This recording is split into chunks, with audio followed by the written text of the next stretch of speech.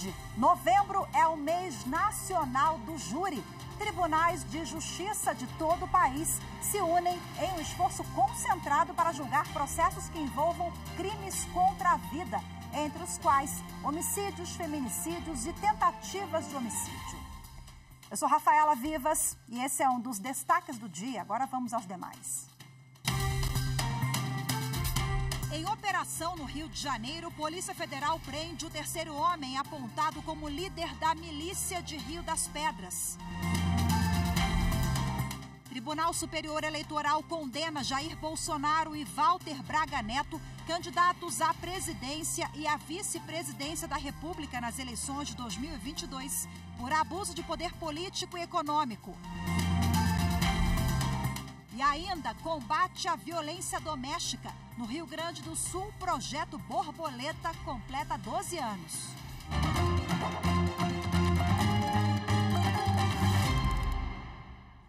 Com autorização da Justiça, a Polícia Federal prendeu hoje, no segundo dia de operação no Rio de Janeiro, o terceiro homem apontado como líder da milícia de Rio das Pedras.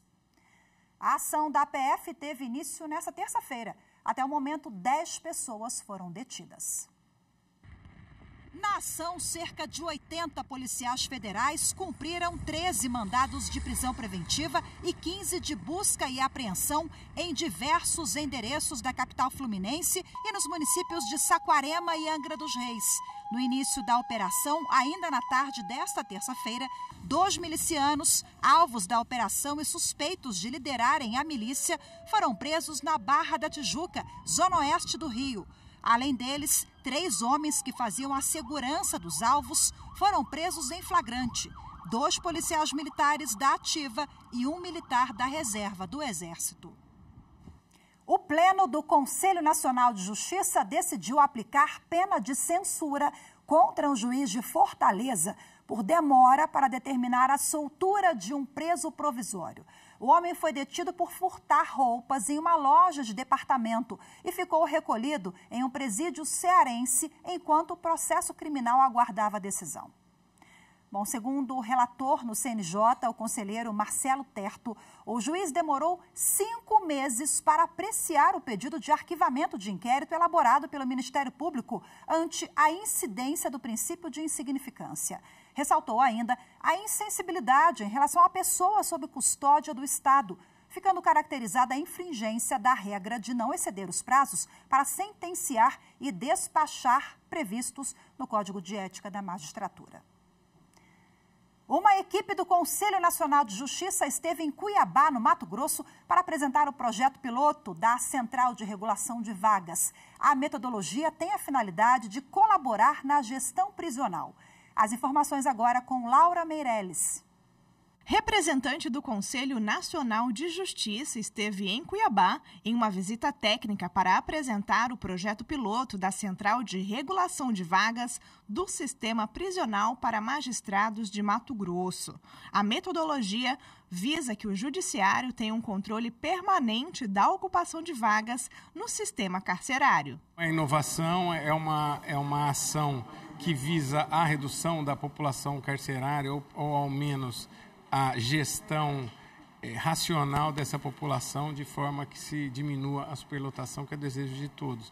Este é um trabalho que está sendo apresentado em todos os estados do país e Mato Grosso pode aderir à metodologia. É um instrumento que o ministro Barroso, atual presidente do Supremo e do Conselho Nacional de Justiça, está apostando todas as suas fichas e nós vamos, com absoluta certeza, levar avante esse projeto e vamos implantar aqui no estado de Mato Grosso, até porque temos todas as condições propícias para a sua implantação.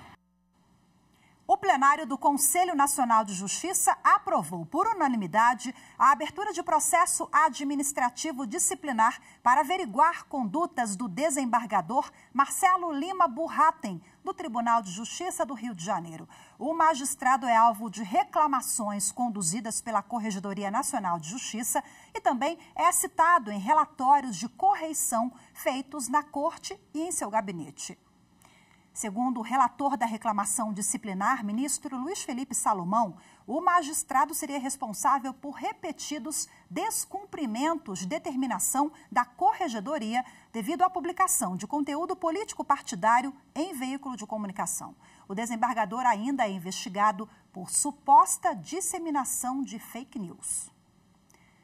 O ministro Nunes Marques, do Supremo Tribunal Federal, abriu prazo de 15 dias para que o deputado federal Eduardo Bolsonaro responda, se quiser, às acusações sobre o suposto cometimento dos crimes de calúnia e difamação. Em discurso feito em Brasília, o deputado comparou professores a traficantes de drogas. As informações com Ana Paula Starling. A decisão do ministro Nunes Marques foi tomada na queixa-crime apresentada pela deputada professora Luciene Cavalcante, do PSOL de São Paulo. No dia 9 de julho, em discurso em frente ao Congresso Nacional, num ato em favor da flexibilização do porte e da posse de armas, Eduardo Bolsonaro comparou professores a traficantes de drogas.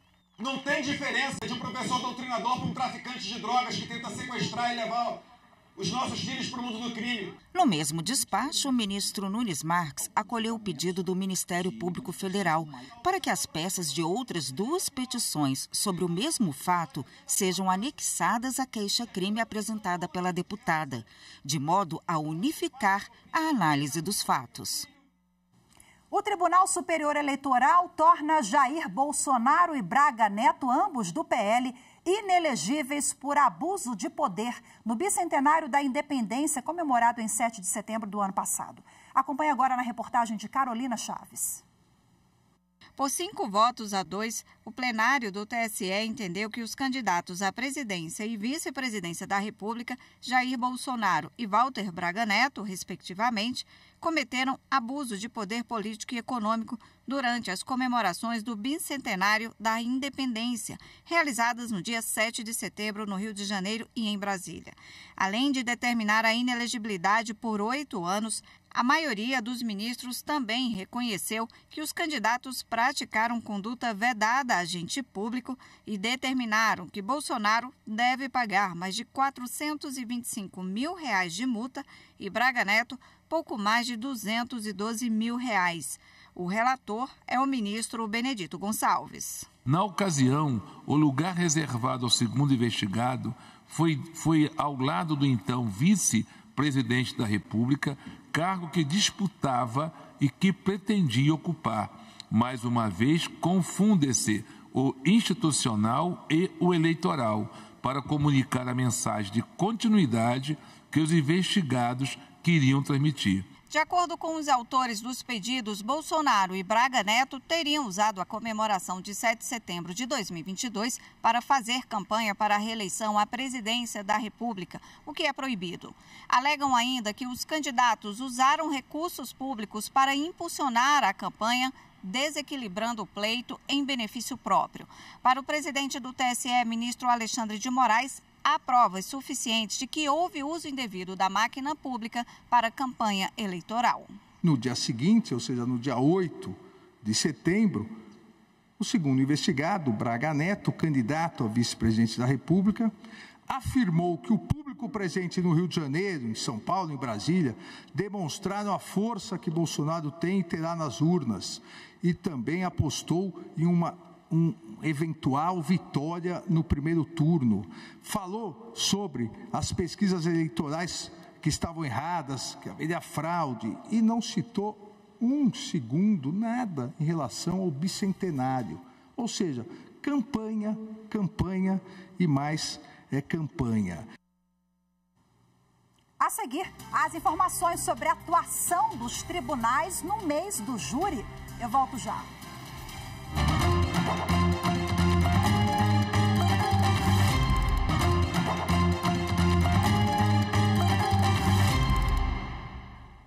No mês de novembro, quando se comemora o Dia Nacional do Júri, os tribunais de justiça de todo o país se unem em um esforço concentrado para julgar processos que envolvam crimes contra a vida.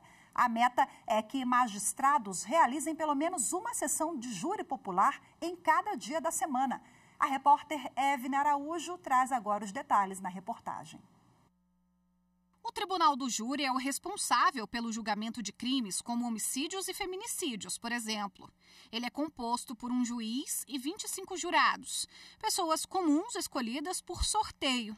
Dessas, 7 são selecionadas para compor o chamado Conselho de Sentença, responsável pelo julgamento do acusado. Cabe ao Conselho a decisão sobre a autoria e a materialidade do crime e ao juiz a fixação da pena. O Mês Nacional do Júri foi instituído pelo Conselho Nacional de Justiça em 2017. A força-tarefa mobiliza comarcas, magistrados e servidores dos tribunais de justiça estaduais e a comunidade local. O mutirão deve priorizar processos que envolvam assassinatos de mulheres, homicídios cometidos por policiais ou tendo eles como vítimas e crimes praticados contra menores de 14 anos. No ano passado, a ação do CNJ promoveu mais de 2.600 sessões do Tribunal do Júri e proferiu 2.500 sentenças. Como resultado, houve a condenação de 1.845 réus e a absolvição de 953. Com o encerramento do Mês Nacional do Júri, os tribunais devem informar ao CNJ sobre as dificuldades observadas durante a ação. A análise dos dados vai permitir que o Conselho faça propostas de aperfeiçoamento e solução. Com base nos processos julgados, vai ser possível ainda avaliar a capacidade das comarcas em pautar processos e realizar sessões que resultem em sentença. E ainda sobre essa iniciativa, falando em números, antes de outubro, o Tribunal de Justiça do Ceará já havia agendado mais de 400 processos para julgamento em todo o estado. A repórter Evna Araújo, ela conversou com a juíza Valência Maria Alves Aquino, do Tribunal de Justiça cearense. Vamos acompanhar. Tem sido a preparação, né? Ao longo de todo o ano, vocês se organizam para o mês de novembro, para deixar tudo agendado. Me conta. Na comarca de Fortaleza, né, instância final de Fortaleza, nós já estamos com essa preparação o ano todo. Nas comarcas do interior, que tem a competência para o júri, a gente vem realizando reuniões e mais ou menos uns 2 meses antes do mês nacional do júri, a gente solicita que os colegas preparem a pauta, dando ênfase aos crimes com a qualificadora de feminicídio, né? Julgar também os processos mais antigos para dar uma resposta à sociedade, crimes que são acusados, réus presos, né? Tem toda essa preparação e durante o ano todo a gente vem trabalhando, vem realizando essa pauta. E aí a gente dá mais ênfase ao mês nacional por conta da visibilidade para a sociedade. Como funciona o Tribunal do Júri? Vocês se preparam para ser um julgamento longo, para serem julgamentos mais curtos? As pessoas se voluntariam para serem juradas ou não? Com antecedência, vocês já emitem, já mandam um oficial de justiça para notificar a sociedade de que precisam participar desses julgamentos? Como funciona? Aqui no Ceará, em Fortaleza, nós temos 5 varas do júri. E aí a gente tem a preparação, tem a colaboração da diretoria do fórum, que faz essa organização para as 5 varas. As pessoas se voluntariam, né? É aberto a inscrição no site do Tribunal de Justiça, e aí as pessoas se inscrevem, a diretoria do fórum designa uma data, normalmente em dezembro, para sortear os jurados das 5 varas que servirão no ano seguinte. E aí a gente, em alguns casos, a gente também já sorteia os suplentes que vão trabalhar, e os julgamentos, em relação ao tempo, aí cada caso é um caso. Tem julgamentos que a gente consegue realizar em 4 horas, outros julgamentos em 6 horas, né? E muitos outros passam de 1 dia, 2 dias, 3 dias. Tem sido mais frequentes esses com mais dias por conta do número de acusados, por conta do número de testemunhas arroladas pelas partes. Ministério Público e Defesa, e isso faz com que o julgamento se prolongue. Qual a relevância que o Tribunal de Justiça do Estado do Ceará entende que tenha um mês como esse, que é para julgar com mais celeridade casos que são realmente muito graves, né? A relevância de dar uma prestação jurisdicional, proporcionar uma definitiva solução para o caso, né? Seja para solucionar o caso para os familiares da vítima, no caso de consumado, ou para a vítima sobrevivente, ou para o réu, né, que em muitos casos se dizem inocentes, estão presos injustamente, ou estão sendo processados injustamente. Então, para ambos os lados, dá uma prestação jurisdicional, ou seja, proporcionar uma definitiva solução para o caso. Doutora Valência, um mês de muito trabalho, né? Um mês de muito trabalho. Nós terminamos esse mês e com a grata satisfação de ter prestado esse serviço relevante à sociedade, ter contribuído para a sociedade que a gente vive, né? Dando esse julgamento, dando esse resultado para a sociedade, porque eu ouvi o posicionamento da ministra Carmen Lúcia, que eu achei muito importante. A justiça quitada não é a justiça. Então, eu adotei essa frase e realmente eu concordo. A gente tem que correr com o julgamento, sempre pautando o contraditório, a ampla defesa, nunca se afastando dos princípios constitucionais. Doutora Valência Maria, muito obrigada pela participação conosco aqui no Jornal da Justiça. Eu que agradeço.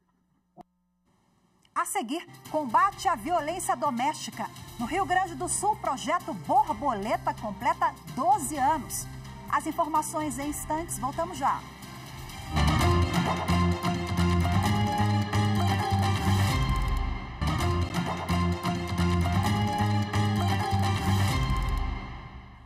Você sabia que a conciliação pode ser realizada também em processos que já tiveram uma primeira decisão no judiciário? O Sejusc do 2º grau, que funciona no Tribunal de Justiça do Paraná, é um exemplo disso. A estrutura conta com servidores e também com o trabalho voluntário de magistrados aposentados. A reportagem é de Adriano Ribeiro. Foram 28 anos na advocacia, outros 16 anos como desembargador no Tribunal de Justiça, até a aposentadoria em 2015. Depois disso, distância de audiências e processos, correto? Nada disso. A disposição e a vontade seria quase que de comparecer todo dia. Então eu digo assim, com toda franqueza, o dia que me é marcado uma audiência, eu fico alegre. Mas quando é marcado 2 no mesmo dia, redobra a minha alegria. É com essa empolgação que o desembargador aposentado Guido Dobelli atua como conciliador no Sejusc de 2º grau do TJPR. Um Sejusc especializado em atender casos que já estão em segunda instância e que conta com o apoio e experiência de magistrados aposentados. Eles atuam de forma voluntária na busca pela resolução pacífica de processos. Depois de tantos anos de carreira, a gente vê que as melhores soluções são as soluções consensuais e aquelas trabalhadas em conjunto com as partes, porque a melhor solução ela está com as partes e mesmo não está com o magistrado, aquele juiz que vai impor uma situação. A juíza Maíra Steinsack se aposentou depois de 28 anos de carreira e agora também reserva algumas tardes no mês para comandar sessões de conciliação no Sejusc. Tenho um tempo disponível, gosto de processo, gosto de jurisdição, tenho uma experiência, né, minha experiência de magistrada. Eu achei que podia dar essa contribuição. Qualquer recurso na Justiça pode ser submetido ao procedimento de conciliação e de mediação do 2º grau a pedido da parte. Mesmo depois de tantos anos na magistratura, os conciliadores voluntários não escondem o entusiasmo quando presenciam um conflito se transformar em consenso. É uma sensação muito boa, muito positiva, porque você sabe que é um litígio que se encerra, que você, assim, de alguma maneira, você promoveu a pacificação social, né? você sabe que aquilo está fazendo bem para as partes. A gente vê que ao final da audiência as pessoas estão se entendendo, se cumprimentando, agradecendo pela colaboração na solução do problema, o que antes de virem para cá eram antagônicos, eram inimigos, pensavam em brigar, de repente termina, até logo, que bom, fico bem contente. Então isso é um combustível de vida que a gente tem depois de tantos anos de trabalho. Na Justiça Gaúcha, o importante aliado contra a violência doméstica está de aniversário. O projeto Borboleta, que há 12 anos vem ajudando mulheres e homens a passarem pelo processo de transformação. A reportagem é de Paola Marcon. O nome não podia ser outro, Borboleta, porque acompanha a transformação.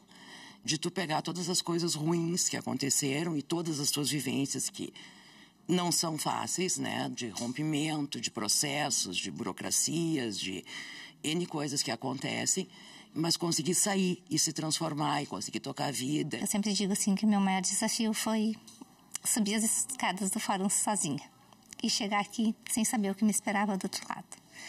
Quando eu cheguei aqui, eu tive uma ideia do que era a extensão da violência. Né? O meu caso era para algumas situações o mais grave, para outros ele não era tão grave. E aí a gente foi se identificando, a gente foi conversando e a gente foi se entendendo como mulher e a gente foi se fortalecendo. Conheci pessoas, troquemos experiências, né? Ouvi muita gente desabafar, chorar, né? E não ser julgado por ninguém, que é o mais importante, porque a gente não sabe o outro lado da moeda. E é isso que é gratificante, tu te sente amparado. O reconhecimento de algumas das 10.000 vítimas e 2.000 ofensores que tiveram a oportunidade de participar de alguma ação do Projeto Borboleta mostra por si só a importância da iniciativa. Criado em 2011 no Juizado da Violência Doméstica e Familiar contra a Mulher de Porto Alegre, pela juíza Madiele Franz Machado e pela psicóloga Ivete Vargas, o projeto surgiu para dar efetividade à Lei Maria da Penha. Então, a primeira iniciativa dentro do Projeto Borboleta foi dos grupos reflexivos de gênero. E, a partir daí, então, a gente começou a ver a reincidência, escutar as mulheres, escutar os próprios homens e vendo quanto eles também eram beneficiados, né, com os programas direcionados aos homens. Mas as mulheres sempre foram o nosso foco e a gente vem, então, desde 2011, atendendo, tanto que o número de mulheres é imensamente superior ao número de homens atendidos, né? Acolhimento, resgate da autoestima, cuidado e rede de apoio. Todos estes termos são capazes de descrever o trabalho realizado pelo Projeto Borboleta. Por meio de atividades multidisciplinares, a iniciativa inclui espaços apropriados no Foro Central 1 de Porto Alegre para receber as vítimas, dependentes e ofensores. Realiza grupos reflexivos de arte-terapia e psicoterapia, brechó solidário e oferece cursos de capacitação através de parcerias com o setor público e privado. Então, a jurisdição da violência doméstica ela é diferenciada, porque para além da questão jurídica, da atuação no processo em si, de dizer o direito, né, é necessário que a gente tenha um apoio multidisciplinar, né? Então, por isso que a lei ela contempla a criação de equipes multidisciplinares, né, no âmbito das unidades de violência doméstica para dar todo esse aporte, esse suporte para os juízes, né, no momento das decisões, do andamento do processo e também para poder fazer essa interlocução necessária com os serviços da rede. Os homens envolvidos com a violência contra a mulher também são acolhidos pelo Projeto Borboleta, através dos grupos reflexivos de gênero voltados ao público masculino. Trazer os homens também para pensar sobre os relacionamentos é fazer com que eles também passem a perceber, né, que há todo um contexto de uma sociedade que se constrói dentro desse tipo de mecanismo machista, né, que eles precisam romper. Quando a gente vai pegar os números para verificar a questão das reincidências, né, daqueles homens que tiveram a possibilidade de participar dos grupos reflexivos de gênero, e quando a gente vê que a reincidência não chega a 5%, a nossa alegria, sim, é imensa. Vida longa ao projeto Borboleta, que ele se frutifique cada vez mais.